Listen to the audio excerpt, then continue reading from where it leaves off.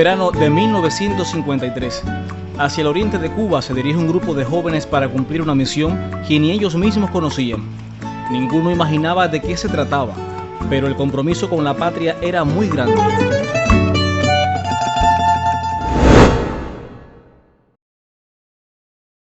Cuando se ama la patria como hermoso símbolo, si no se tiene armas, se pelea con las manos.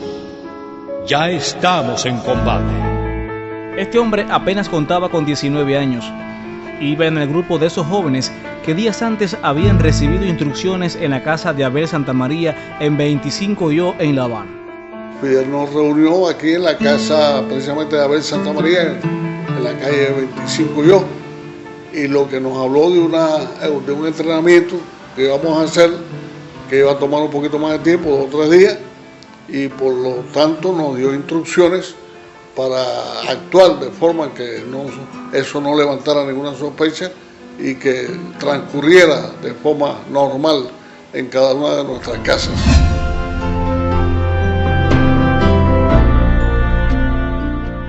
Nosotros cumplimos disciplinadamente en la forma que se nos instruyó, y cuando regresamos a nuestras casas en Artemisa, por supuesto íbamos con la incertidumbre de qué se trataba exactamente, si era un entrenamiento realmente o si era ya el momento que le llamábamos el momento cero, es decir, el momento de entrar en combate. Pero eso no nos preocupó mucho. Nosotros estábamos totalmente decididos, hacía tiempo ya que nos estábamos entrenando y esperábamos también ese momento con ansiedad. Las instrucciones habían sido recibidas. Todo estaba listo para la partida. En nombre de las madres y de los hijos de nuestra tierra heroica, en nombre del honor y del decoro que construyó su historia, por la estrofa magnífica del himno, que morir por la patria es vivir. El 24 de julio estuvimos por la noche reunidos. El lugar específico fue una cafetería bar que se encontraba en la calle 23 y 20. Allí estuvimos esperando hasta las 12 de la noche. A esa hora nos recogió un carro y de ahí mismo partimos para Santiago de Cuba. Por defender la idea de todos los que han muerto, por arrojar a los malos del histórico templo, por el heroico gesto de Maceo, por la dulce memoria de Manuel. Nosotros teníamos un grado tal de convencimiento propio, estábamos tan plenamente convencidos, plenamente entusiasmados con la idea de enfrentar a la tiranía que tanto odiábamos, que realmente no nos preocupó tanto eso. Sabíamos que era un combate, sabíamos que era un movimiento armado, que era con el objetivo de entrar en combate, era el objetivo de derrocar la tiranía por la fuerza como ella se implantó en nuestro país. De nuestra lucha heroica depende la Cuba verdadera, la furia loca de Gómez y Agramonte, la lucha pura de Mella y de Guiteras. Adelante, cubanos, adelante. Tenían confianza en lo que iban a hacer, por supuesto, y ello se demostró en el trayecto desde La Habana hasta Santiago de Cuba, que aún sin saber exactamente a dónde íbamos, nosotros no hicimos de eso ningún problema, porque teníamos confianza, y teníamos confianza sobre todo en el dirigente máximo de aquel movimiento, que era Fidel Castro. Luego de varias horas de viaje, Pez Ferro y sus compañeros llegan a Santiago de Cuba y, sin quitarse casi el polvo del camino, se dirigen al lugar desde donde partirían para la acción, la Granjita Siboney. Cuando llegamos a la Granjita, nos encontramos ya que aquellos estaban reunidos, una gran mayoría de los compañeros que estaban convocados para esa acción. Allí me encontré con los compañeros de Artemisa, otros que ya habían llegado por otras vías, por otras rutas, que se encontraban ahí. En realidad formamos incluso en la Granjita un grupo de los artemiseños que empezamos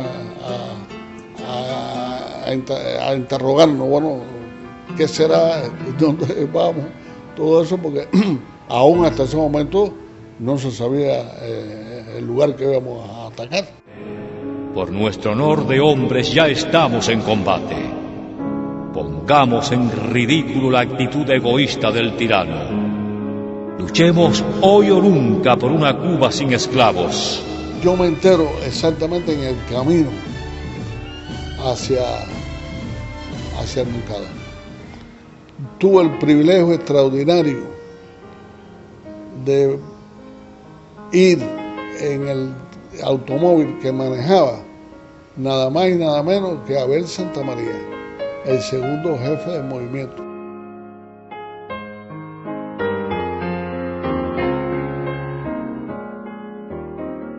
En el trayecto de la Granjita hasta la ciudad, entonces Abel nos explicó cuál era el objetivo. Ahí fue que nos enteramos que íbamos a tomar el Hospital Civil Saturnino Lora y nos dijo qué haríamos.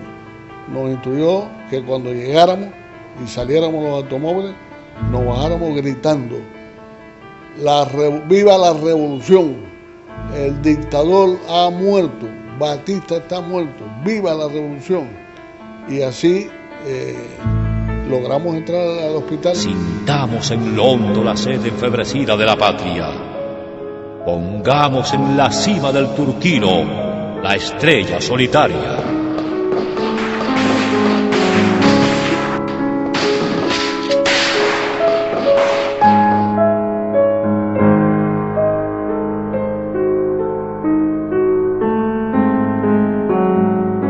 Principalmente lo que más me preocupaba en ese momento era mi familia.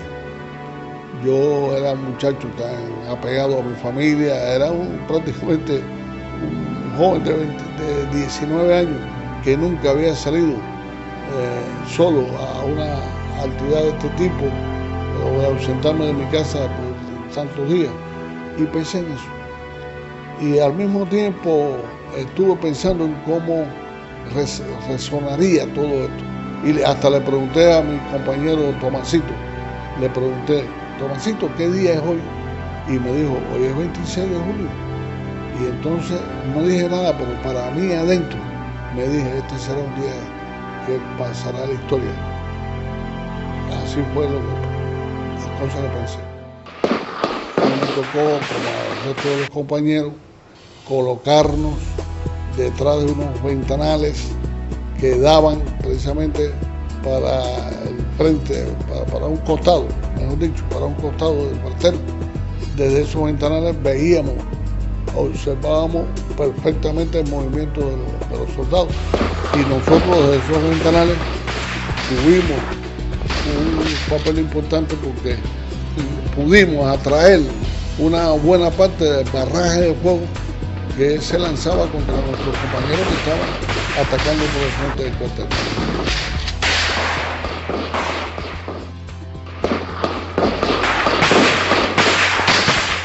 Al Fidel observar que no se puede tomar el cuartel porque falló el factor sorpresa, da la orden de retirada y manda a un compañero a avisarle al resto de la tropa, el cual en su trayecto del Palacio de Justicia al Hospital Civil es capturado y luego asesinado por la tiranía.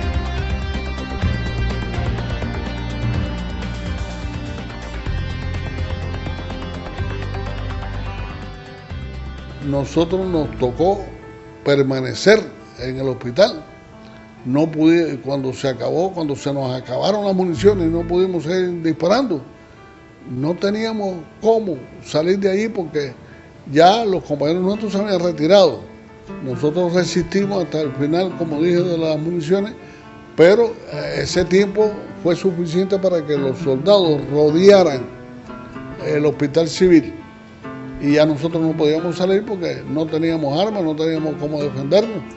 Y entonces, si salíamos, era un suicidio.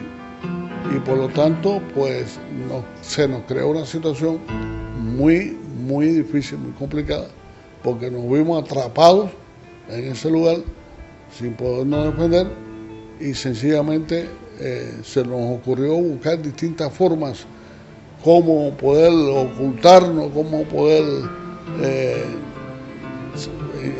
lograr alguna iniciativa que nos pudiera ocultar de los soldados. Cuando Ramón y sus compañeros quedan sin municiones, deciden ir hacia el vestíbulo del hospital.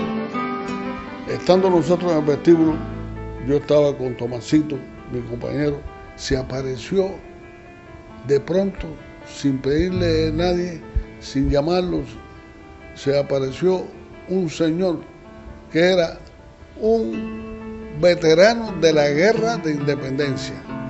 Pudimos identificarlo rápidamente porque en aquella época, en el año 1953, todavía vivían muchos veteranos y esos veteranos usaban una medalla que los distinguía, fue una medalla que se le otorgó a todos los veteranos, era un reconocimiento, una condecoración que solamente lo tenían los combatientes mambises. Y ese veterano estaba recluido en el hospital porque se había operado de hernia, ya estaba bastante bien. Y en esos hospitales provinciales, en aquella época, existía un pabellón que era exclusivamente para la atención a los veteranos. Y se apareció donde estábamos nosotros por casualidad, llegó muy cerca de donde estábamos Tomasito y yo, y se nos expresó de una forma increíblemente increíble. Pues, ¿qué les pasa? ¿Por qué no siguen disparando? ¿Qué ha ocurrido? Le explicamos lo que había ocurrido. Y entonces, óyeme, yo puedo ayudar, cuenten conmigo, ¿en qué les puedo ayudar? ¿En qué puedo hacer por ustedes? De esa forma espontánea, increíblemente, siendo un veterano ya hasta enfermo. El compañero nuestro, Tomasito, tuvo la iniciativa de decirle, mire, ya no hay nada que hacer, pero mire, quizá usted pueda ayudar a mi compañero que está vestido con ropa civil y es muy jovencito, si usted pudiera hacerlo pasar por un familiar suyo. Y el veterano, de una forma totalmente rápida, sin pensarlo mucho, dijo, ¿cómo no? Yo puedo hacerlo pasar por mi nieto. Por suerte, el veterano se parecía a mí, es decir, tenía mi configuración, era también mulato. Pero aunque a Pez Ferro no le gustó mucho aquella idea inicialmente, nunca imaginó que aquel veterano le salvaría la vida, una acción que lo dejó marcado para siempre. Yo estuve al lado del veterano durante bastante tiempo, que por cierto los soldados tomaron bastante tiempo para decidirse a invadir el hospital. Supongo que pensaban que nosotros estábamos armados y que íbamos a prestar resistencia, lo cual realmente no era posible, lo expliqué porque no teníamos ya con qué hacerlo. Realmente cuando pasó mucho rato se sintió gran estruendo cuando decidieron atacar el hospital.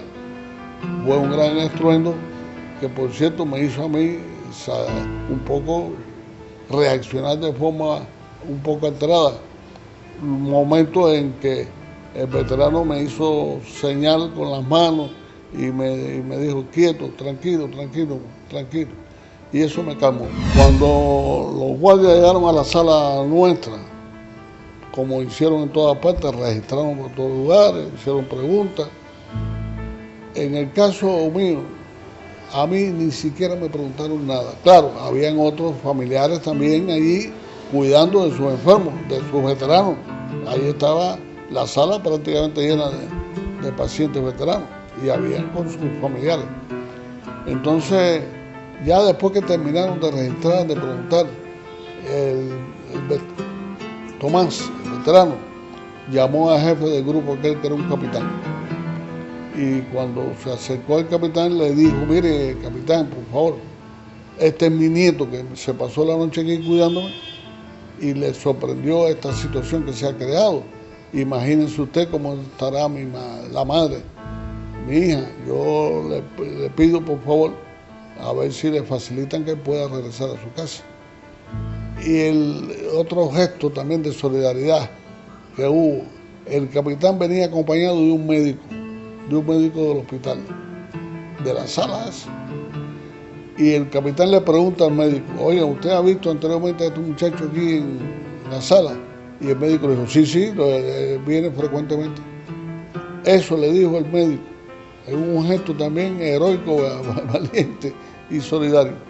Y entonces el capitán le dijo al veterano, óigame, compañero, le dijo, veterano, no tenga preocupación ninguna, los hijos de los veteranos no tienen problemas en este país, y me pidió que lo acompañara. De esa forma yo pude salir a la ciudad. Como si supiera exactamente a dónde se dirigía, Pez Ferro inicia su peregrinar por las calles de Santiago.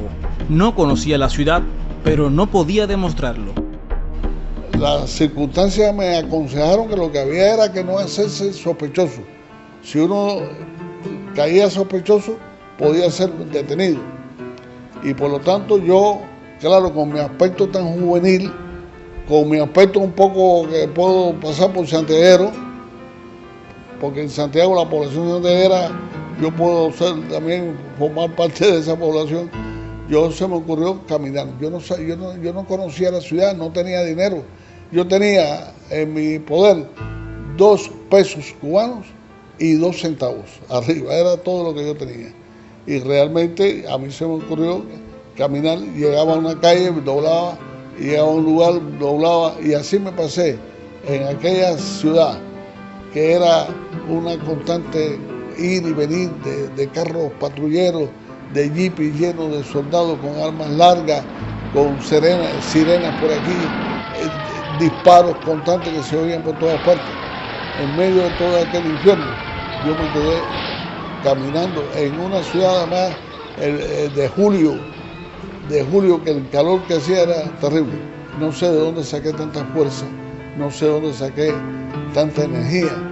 La situación en la tierra santiaguera se tornaba cada vez más difícil para aquel joven de apenas 19 años.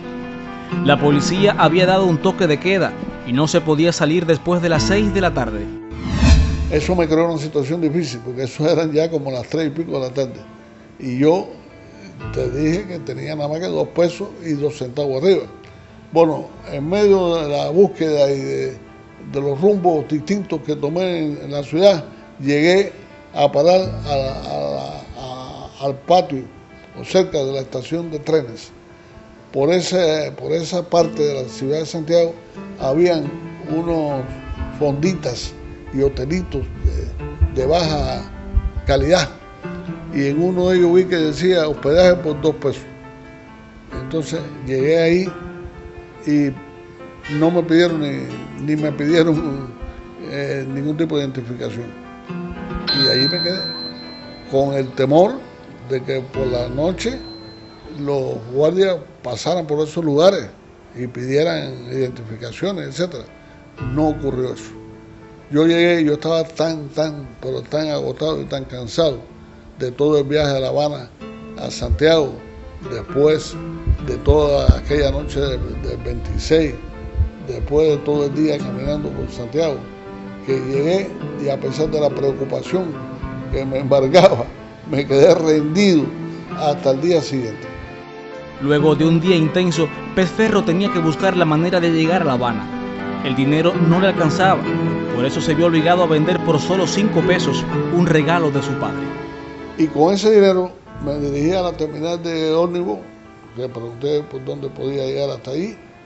Miré el listado que había en la taquilla. Había un listado de los lugares por donde pasaría el ómnibus y lo que valía desde Santiago a esos lugares. Entonces hice como en los menús de los restaurantes, que cuando uno no tiene mucho dinero, en vez de mirar por la izquierda los platos que había, mira uno por la derecha por el precio, para ver hasta dónde yo podía llegar con esos 5 pesos. Y gracias a eso pude salir de Santiago. Con aquellos 5 pesos, Pez Ferro solo podía llegar hasta Ciego de Ávila. De ahí la necesidad de buscar nuevas soluciones.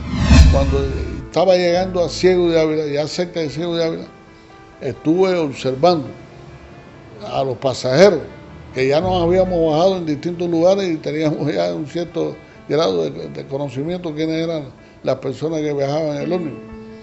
Y vi precisamente a esa señora que me di cuenta que estaba viajando sola, una señora ya un poco mayor, y por lo tanto me decidí a hablarle. por supuesto que logré usar un lenguaje y unos ciertos gestos que creo que contribuyó a darle lástima a la señora. Yo era un niño prácticamente, ella tendría que verme a mí como, yo digo que repito, que a pesar de que tenía 19, parecía que tenía 15 o 16 años, y así me vio, y la forma que le hablé hizo que esa señora se condoliera de mí, a tal punto que me dijo, espérese aquí, después que yo le hice el planteamiento, y a poquito rato se me apareció, no solo con el ticket, sino con un cartucho con varias naranjas peladas. Así que eso fue una demostración de que ella realmente se condolió y me quiso ayudar. Ya en La Habana yo me dirigí a casa de mi abuela, que vivía en Marianao. Y allí estuve refugiado varios días. Realmente para mi familia fue un motivo de extraordinaria alegría, porque al principio pensaban que yo también había muerto.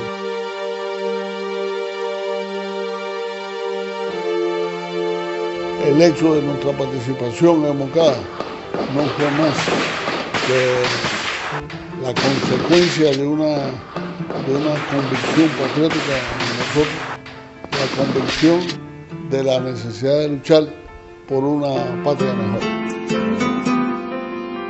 Recuerdo así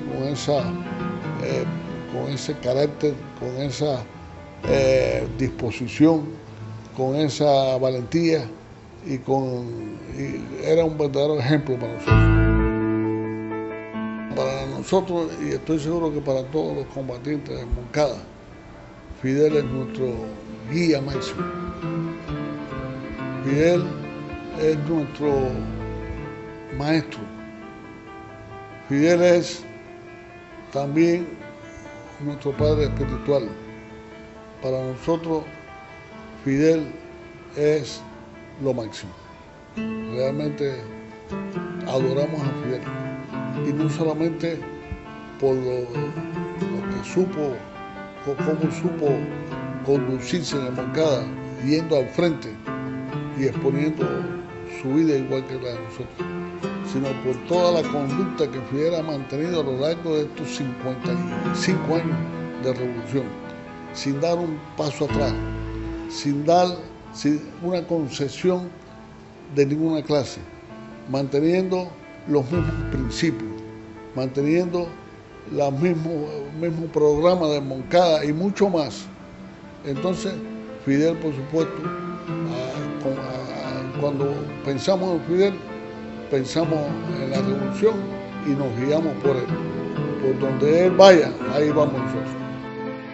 Y es que la figura de Abel y de Fidel constituyeron un verdadero acicate para Ramón Pez Ferro, un hombre que quedó marcado para siempre por los hechos de aquel 26 de julio de 1953. Después de Moncada, que lógicamente lo marcó a uno para siempre, cierro los ojos en estos momentos y puedo sencillamente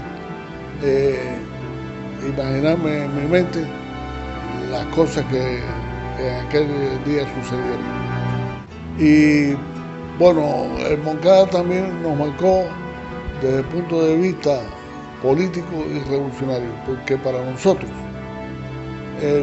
la pérdida de tantos compañeros que eran como nuestros hermanos, en el caso mío de Artemisa, que perdí tantos vecinos, incluso míos, compañeros que compartíamos allí, compartíamos juntos las luchas en el pueblo de Artemisa. Recordar a esos compañeros que eran compañeros magníficos, jóvenes, luchadores, eso causó, por supuesto, también pudiéramos decir, un sentimiento profundo de solidaridad con ellos también, solidaridad incluso después de muertos. Es decir, nosotros no podríamos olvidar jamás eso. Y por ello el recuerdo de Moncada a veces se une con una mezcla de tristeza, pero al mismo tiempo, sin embargo, también de recompensa, de alegría, porque a pesar de que murieron, a pesar de que dieron sus vidas jóvenes y valiosas, eso no fue en vano. Hubiera sido muy triste que todos aquellos compañeros hubiesen caído, hubiesen entregado su vida y que no se hubiese logrado nada a cambio. Esto no fue así. En esta ocasión, la sangre que ellos derramaron no se derramó en vano, porque logramos al final la consecución de esta revolución dirigida por Fidel Castro, que ha dado a Cuba lo que realmente Cuba aspiró siempre y no había logrado.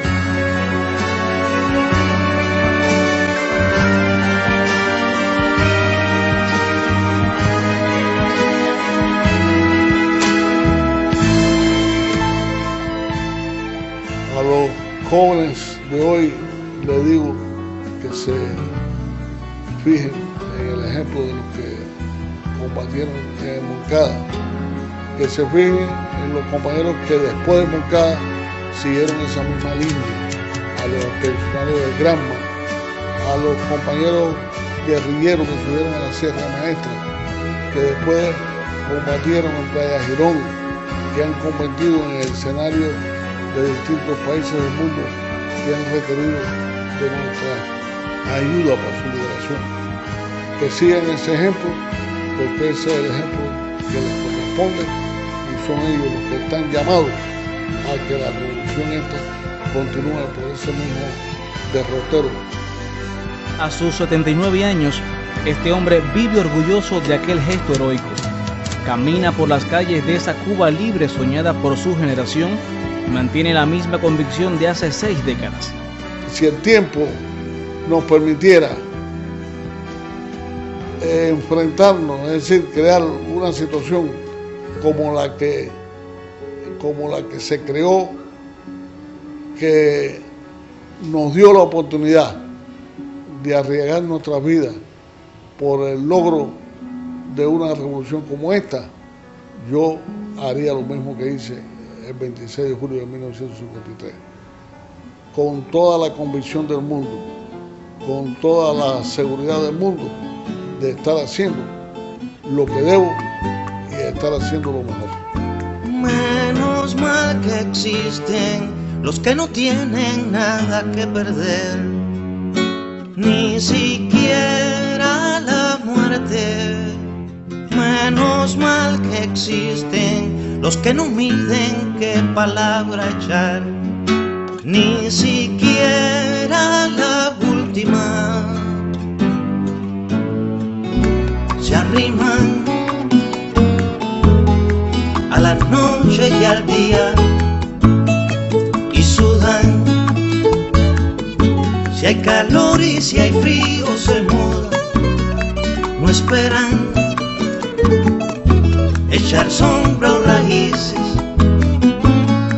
pues viven disparando contra cicatrices. Escuchan, se proyectan y lloran debajo de sus huellas con tanto trabajo. Se mueren sin decir de qué muerte, sabiendo que en la gloria también se está muerto.